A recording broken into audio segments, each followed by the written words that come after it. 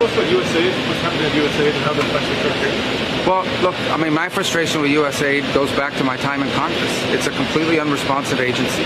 It's supposed to respond to policy directives of the State Department, and it refuses to do so. So the functions of USAID, there are a lot of functions of USAID that are going to continue, that are going to be part of American foreign policy, but it has to be aligned with American foreign policy. I said very clearly during my confirmation hearing that every dollar we spend and every program we fund, that will be aligned with the national interest of the United States. And USAID has a history of sort of ignoring that and deciding that there's somehow a global charity separate from the national interest. These are taxpayer dollars. And so I'm very troubled by these reports that they've been unwilling to cooperate with people who are asking simple questions about what does this program do, who gets the money, who are our contractors, who's funded. And that sort of level of insubordination makes it impossible to conduct the sort of mature and serious review that I think foreign aid writ large should have. We're spending taxpayer money here. These are not donor dollars. These are taxpayer dollars. And we owe the American people the assurances that every dollar we are spending abroad is being spent on something that furthers our national interest.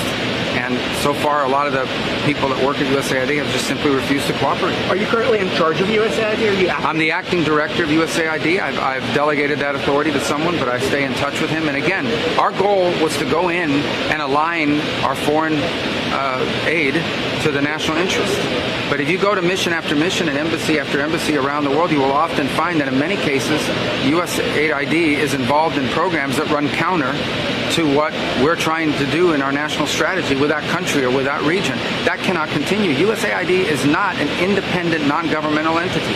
It is an entity that spends taxpayer dollars, and it needs to spend it, as the statute says, in alignment with the policy directives that they get from the Secretary of State, the National Security Council, and the President.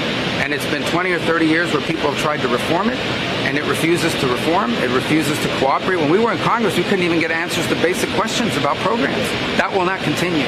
That's not going to continue. Elon Musk is public affairs organization. Do you believe that? I've articulated to you my challenges with it, and they go back to my time in Congress. Okay, we would ask them questions. Who does this program fund? Who gets the money? We won't tell you. We don't need to tell you. We're apolitical. Well, American foreign policy isn't apolitical. American foreign policy is to further the interest of the United States.